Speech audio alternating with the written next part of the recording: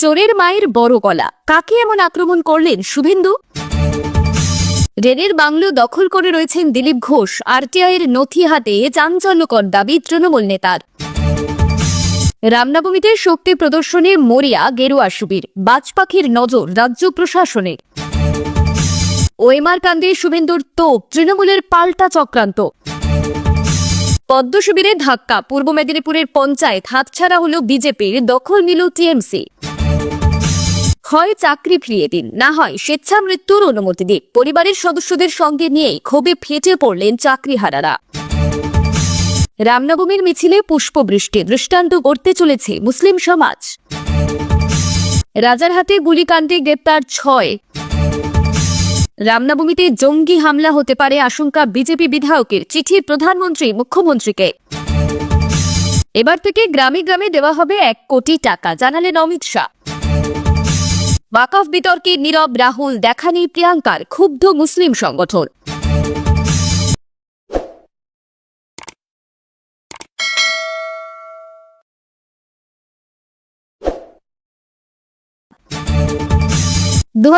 সালের উচ্চ প্রাথমিক নিয়োগে দুর্নীতি সংক্রান্ত মামলায় সুপ্রিম কোর্টের প্রধান বিচারপতি সঞ্জীব খান্না এবং বিচারপতি সঞ্জয় কুমারের বেঞ্চের রায় 25,753 জনের চাকরি বাতিল হয়েছে।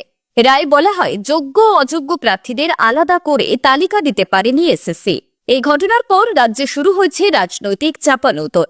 বিরোধী দলনেতা শুভেন্দু অধিকারী মুখ্যমন্ত্রী মমতা বন্দ্যোপাধ্যায়ের তীব্র সমালোচনা করে বলে, এসএসসি যে অটোনমাস নয় তা মুখ্যমন্ত্রী জানেন এবং নিয়োগে প্রভাব খাটানো হয়েছে। তিনি অভিযোগ করেন, ভাইপো ঘনিষ্ঠ এক ল ফার্ম এবং ববিতা দাসের মামলার ভিত্তিতেই এই রায় হয়েছে এবং মুখ্যমন্ত্রী বিচারপতিকে অপমান করেছেন। শুভেন্দু অধিকারী বলেন, যাদের ওএমআর সঠিক তারা আলাদাভাবে সুপ্রিম কোর্টে যেতে পারে। তিনি 18,000 যোগ্য চাকরি প্রার্থীর পাশে থাকার বার্তা দেন।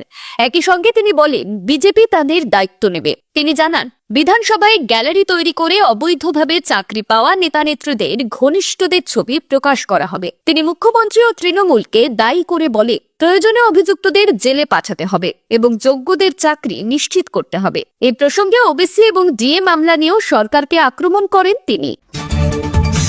পশ্চিম মেদিনীপুর জেলা তৃণমূলের সহ সভাপতি দেবাশিস চৌধুরী বিজেপি নেতা দিলীপ ঘোষের বিরুদ্ধে বিস্ফোরক অভিযোগ তুলেছে। তার দাবি, খড়গপুরের 26 নম্বর ওয়ার্ডে অবৈধভাবে রেলের একটি বাংলো দখল করে রেখেছেন দিলীপ ঘোষ। তিনি জানান, 2019 সালে সাংসদ হওয়ার আগেই দিলীপ ঘোষ ওই বাংলোতে থাকতে শুরু করেন এবং এখনো সেখানে থাকেন, যদিও 2024 সালে তিনি মেদিনীপুরে প্রার্থী নন। দেবাশিস চৌধুরীর দাবি, আরটিআই করে জানা গিয়েছে বাংলোটি কারো নামে নথিভুক্ত নয়। তবু দিলীপ ঘোষ কিভাবে সেখানে থাকেন তা নিয়ে প্রশ্ন তোলেন তিনি। অভিযোগ, দিলীপ ঘোষের উপস্থিতির ফলে ওই এলাকায় বহিরাগত দুষ্কৃতীদের আনাগোনা বাড়ছে এবং রেলের গোপন তথ্য ফাঁসের আশঙ্কা দেখা গিয়েছে। পাশাপাশি তিনি প্রশ্ন করেন, গরিবদের উচ্ছেদ করা হলেও কেন রেল দিলীপ ঘোষের বিরুদ্ধে ব্যবস্থা নিচ্ছে না?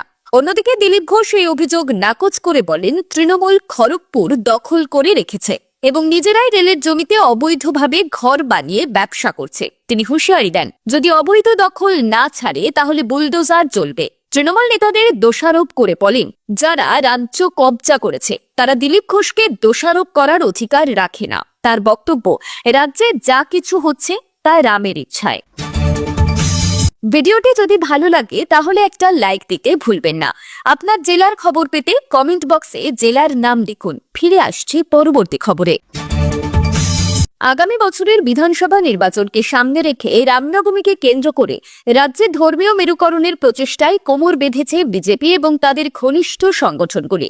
রবিবার রাজ্য জুড়ে 1000-এরও বেশি শোভাযাত্রার আয়োজন করা হয়েছে, যেখানে অংশ নিচ্ছেন বিজেপি কর্মী সমর্থকরা, বিশ্ব হিন্দু পরিষদ সহ আরও কয়েকটি কট্টর হিন্দুত্ববাদী সংগঠন। তৃণমূল কংগ্রেস এবং রাজ্য প্রশাসনের আশঙ্কা, এই শোভাযাত্রাগুলি ধর্মীয় উত্তেজনা ছড়িয়ে সাম্প্রদায়িক অশান্তির জন্ম দিতে পারে।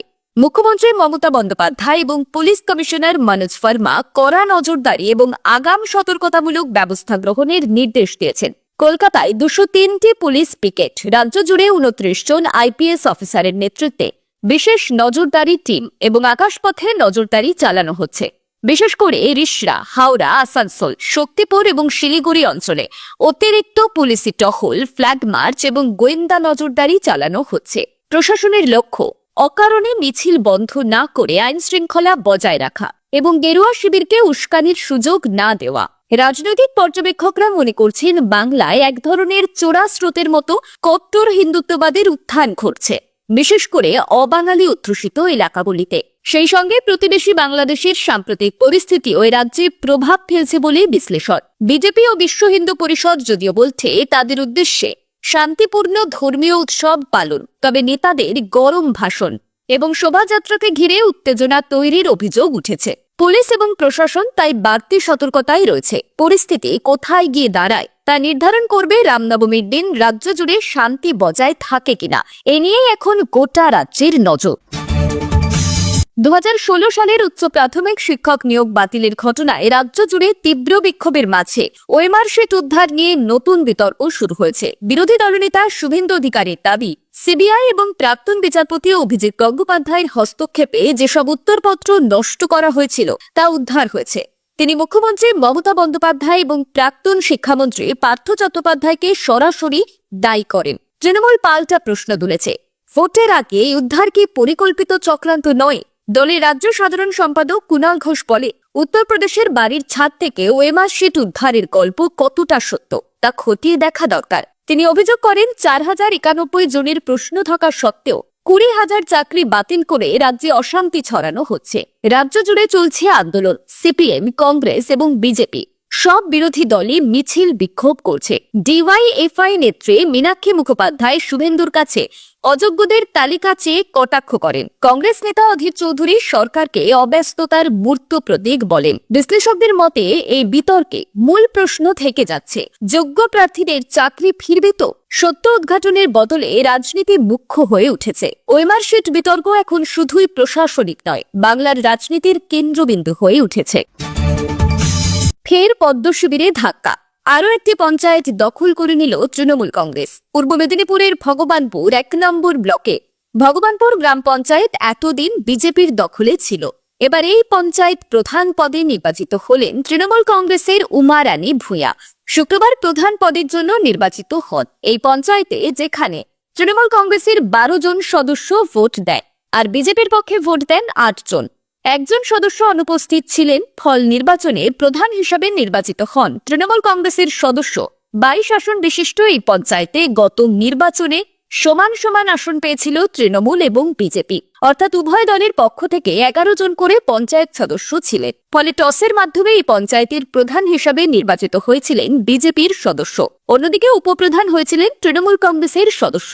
তবে মাসখানেক আগেই অস্বাভাবিক মৃত্যু হয় বিজেপি প্রধানের। ফলে প্রধান পদ শূন্য হয়ে যায়। এই পদে নির্বাচনের প্রয়োজন হয়ে পড়ে। তারই নির্বাচন ছিল শুক্রবার।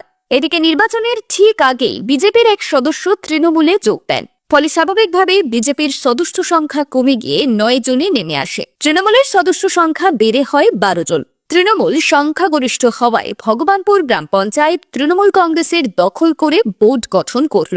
পঞ্চায়েতের উপপ্রধান পদে বসেন তৃণমূলের শেখ আনোয়ার আলী। পঞ্চায়েতে তৃণমূল বোর্ড গঠন করার পরে সকলকে স্বাগত জানান ভগবানপুর 1 নম্বর ব্লক তৃণমূল কংগ্রেসের সভাপতি রবীন্দ্র মণ্ডল, পঞ্চায়েত সমিতির সভাপতি অরূপ সুন্দর পণ্ডা, যুব সভাপতি সৌরভ কান্তি বেরা। পঞ্চায়েতের প্রধান পদে ভোট শান্তিপূর্ণভাবে সম্পন্ন হয়েছে বলে দাবি তৃণমূলের। ভগবানপুর পঞ্চায়েত তৃণমূলের দখলে আসায় এদিন উচ্ছ্বাস দেখা যায় দলের কর্মী নেতাদের মধ্যে। দলের নেতৃত্ব জানিয়েছে, এতদিন এই পঞ্চায়েতে বিজেপির প্রধান ছিল, এবার তৃণমূল বোর্ড গঠন করল।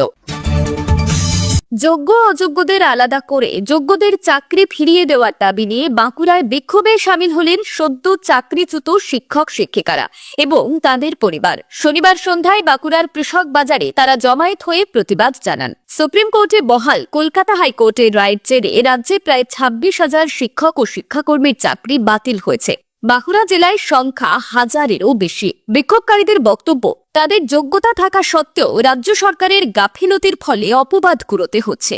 অনেকেই মুখ লুকিয়ে দিন কাটাচ্ছে, সমাজে অপদস্থ হচ্ছে। তাদের দাবি, যারা চুরি করে চাকরি পেয়েছেন তাদের বাদ দিয়ে যোগ্যদের পুনর্বহাল করতে হবে, নইলে স্বেচ্ছা মৃত্যুর অনুমতি দিতে হবে। এই বিক্ষোভকারীর কথায় জীবন নিয়ে ছিনিমিনি খেলা আর সহ্য করা যাবে না। চাকরিহারাদের দাবি, তারা আর্থিক এবং মানসিকভাবে চূড়ান্ত সংকটে। দ্রুত পদক্ষেপ না হলে পয়লা বৈশাখের মধ্যে সমস্যার সমাধান চেয়ে 12 থেকে 13টি মঞ্চ একজোট হয়েছে। সমাধান না হলে নবান্ন অভিযান করা হবে বলেও হুঁশিয়ারি দিয়েছে। এই পরিস্থিতিতে প্রশাসনের উপর চাপ বাড়ছে। বিশেষজ্ঞদের মতে সরকার যদি যোগ্য অযোগ্য বাছাইয়ে স্বচ্ছ ও দ্রুত ব্যবস্থা না নেয় তাহলে পরিস্থিতি আরও বিস্ফোরক হতে পারে।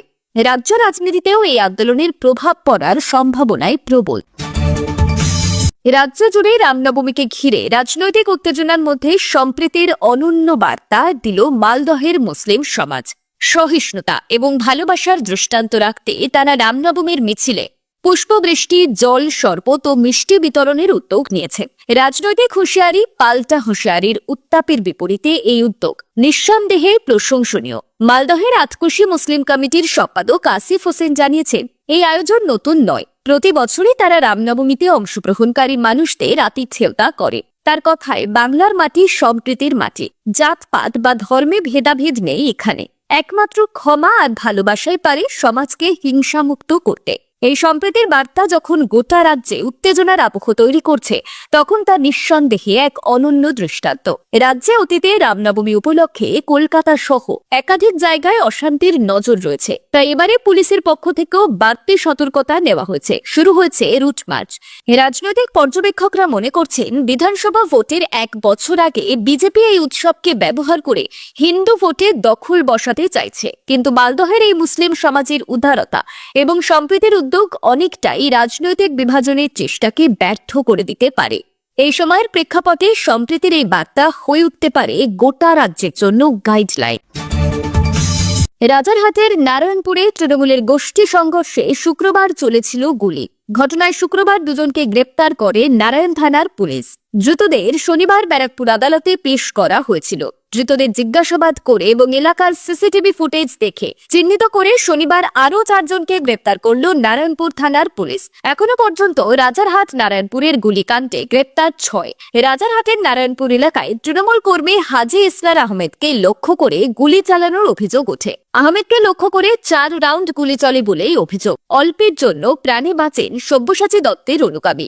যাদের বিরুদ্ধে অভিযোগ তারাও তৃণমূলেরই সমর্থক। প্রসঙ্গত, তৃণমূল নেতা সব্যসাচী দত্ত এবং রাজারহাট নিউটাউনের তৃণমূল বিধায়ক তাপস চট্টোপাধ্যায়ের গোষ্ঠীর মধ্যে সংঘর্ষ বাঁধে। তাপসের গোষ্ঠী সব্যসাচীর অনুগামীদের উপর হামলা চালিয়েছিল বলেই অভিযোগ। দুই গোষ্ঠীর সংঘর্ষে গুলি চলেছে। গুলি, মারধর। দক্ষিণ নারায়ণপুরে ব্যাপক ভাঙচুরের অভিযোগ। ঘটনায় এখনো পর্যন্ত 6 জনকে গ্রেপ্তার করেছে পুলিশ। রামনবমী ঘিরে রাজ্যে অশান্তির আশঙ্কা নতুন নয়। বিগত কয়েক বছরে একাধিক সংঘর্ষ এবং অপ্রীতিকর ঘটনা ঘটেছে। 2025 সালে ফের সেই আশঙ্কাকে সামনে রেখে কড়া সতর্কতা নিয়েছে রাজ্য প্রশাসন। 2রা এপ্রিল থেকে 9 এপ্রিল পর্যন্ত রাজ্য জুড়ে সব পুলিশ কর্মীর ছুটি বাতিল করা হয়েছে। স্পর্শকাতর এলাকায় অতিরিক্ত পুলিশ মোতায়েন এবং উচ্চপদস্থ অফিসারদের দায়িত্ব বন্টন করা হয়েছে। হাওড়া, ব্যারাকপুর, শিলিগুড়ি, মালদহ, ইসলামপুর ও কোচবিহারে বাড়তি নজরদারি নির্দেশ দেওয়া হয়েছে। হাওড়ায় 5 থেকে 7 এপ্রিল পর্যন্ত আইজি, ডিআইজি, এএসপি সহ 6 জন সিনিয়র অফিসার দায়িত্বে থাকবেন। পুলিশের এই প্রস্তুতি রাজ্যে রামনবমীকে কেন্দ্র করে শান্তি বজায় রাখতে একটি বড় পদক্ষেপ। এই প্রেক্ষিতে ইংরেজবাজারের বিজেপি বিধায়ক শ্রী রূপা মিত্র চৌধুরী উদ্বেগ প্রকাশ করেছে সম্ভাব্য জঙ্গি হামলা নিয়ে। তিনি জানান, অতীতেও রাজ্যে রামনবমীর মিছিলে পরিকল্পিত হামলা হয়েছে। মালদহ ও মোথাবাড়ির সাম্প্রতিক ঘটনার উদাহরণ নিয়ে তিনি বলেছেন, এবছরও এরকম ঘটনা ঘটতে পারে। সেই কারণেই তিনি প্রধানমন্ত্রী, স্বরাষ্ট্রমন্ত্রী এবং মুখ্যমন্ত্রীকে চিঠি দিয়েছে। জেলা প্রশাসন ও পুলিশের শীর্ষ কর্তাদেরও সতর্ক করেছে। শ্রী রূপার এই বার্তা রাজনৈতিক মহলে চাঞ্চল্য সৃষ্টি করেছে। প্রশাসনের তরফে শান্তি বজায় রাখার জোর প্রচেষ্টা থাকলেও রাজনৈতিক বার্তায় আতঙ্ক বাড়ছে বলেই মনে করছেন পর্যবেক্ষকরা। ছত্তিশগড়ের প্রতিটি গ্রাম যদি নকশাল মুক্ত ঘোষণা করা যায় তাহলে মিলবে বড় পুরস্কার, প্রতি গ্রাম পিছু 1 কোটি টাকা। শনিবার দান্তেওয়াড়ার একটি অনুষ্ঠানে এই প্রতিশ্রুতি দিলেন কেন্দ্রীয় স্বরাষ্ট্রমন্ত্রী অমিত শাহ। তার কথায়, এই অর্থ গ্রামের বিকাশ এবং নকশালদের সমাজের মূল স্রোতে ফিরিয়ে আনার কাজে ব্যবহার করা হবে।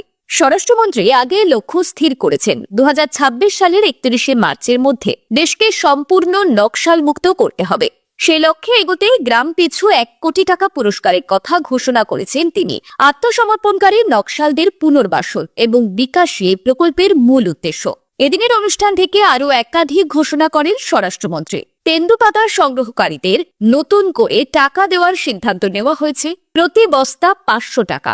টাকা সরাসরি পৌঁছে যাবে আদিবাসীদের ব্যাংক অ্যাকাউন্টে। তিনি জানান, ছত্তিশগড়ে তৈরি ধাতব শিল্প, টেরাকোটা এবং কাছের হস্তশিল্পকে ভোকাল ফর লোকাল প্রকল্পের আওতায় এনে আরও প্রচার করতে হবে। শাহ ঘোষণা করে 2026 সাল থেকে পাস্তার পানতাম উৎসব জাতীয় স্বীকৃতি পাবে। এই উৎসবে অংশ নেবেন দেশের বিভিন্ন প্রান্তের আদিবাসীরা। আদিবাসী ভাষা, গান এবং সংস্কৃতি রক্ষা করার জন্য আহ্বান জানান তিনি। ওয়াকফ বিলের বিরোধিতায় মুখে কুলু পেটে রইলেন রাহুল গান্ধী। এমনকি সংসদে দেখা পাওয়া গেল না গান্ধী পরিবারের আরেক সদস্যা প্রিয়াঙ্কা গান্ধী। এই দুয়ের ভূমিকায় রীতিমতো ক্ষুব্ধ মুসলিম সংগঠন, যার মধ্যে উল্লেখযোগ্য কেরলের বৃহত্তম মুসলিম সংগঠন সমস্ত কেরালা জিমগ্যাথুল উলেমা। শনিবার সংসদে ওয়াকফ বিল নিয়ে বিতর্ক শুরু হয়, কিন্তু বিতর্কের সময় নীরব দর্শকের ভূমিকা পালন করেন রাহুল গান্ধী। পাশাপাশি এমন এক গুরুত্বপূর্ণ দিনে সংসদে গড় হাজির থাকলেন প্রিয়াঙ্কাও, যেখানে কেন্দ্রীয় স্বরাষ্ট্রমন্ত্রী অমিত শাহ ওয়াকফ বিল নিয়ে সরকার পক্ষের বক্তব্য রাখছেন, সেখানে রাহুল গান্ধী চুপ থাকলে রাহুলের ভূমিকা নিয়ে উঠছে একাধিক প্রশ্ন। ইয়াথুল উলেমার মুখপাত্র বলে, যেভাবে ওয়াকফ নিয়ে আলোচনার সময় প্রিয়াঙ্কা গান্ধী গড় হাজির থাকলে রাহুল গান্ধীও একটা কথাও বললেন না। এটা গণতন্ত্রের কালো দাগের মতন। রাহুল তথা গান্ধী পরিবারের এহেন ভূমিকা নিয়ে রাজনৈতিক মহলের ধারণা, বিহার, পশ্চিমবঙ্গ, তামিলনাড়ু, অসম, গুজরাটের মতন রাজ্যে আগামীতে রয়েছে নির্বাচন। সেই নির্বাচনে মুসলিম ভোটের মতন হিন্দু ভোটও যথেষ্ট গুরুত্বপূর্ণ কংগ্রেসের ক্ষেত্রে। তাই ওয়াকফ বিলের বিরোধিতা করে কার্যত নিজেদের মুসলিমপন্থী বলে চিহ্নিত করতে চাননি রাহুল কিংবা গান্ধী পরিবারের কেউই। তবে রাহুলের মৌনতায় মুসলিম সংগঠনের ক্ষোভ বাড়লে তার প্রভাব পড়বে ভোট বাক্সে বলেই আশঙ্কা প্রকাশ করেছেন অনেকে।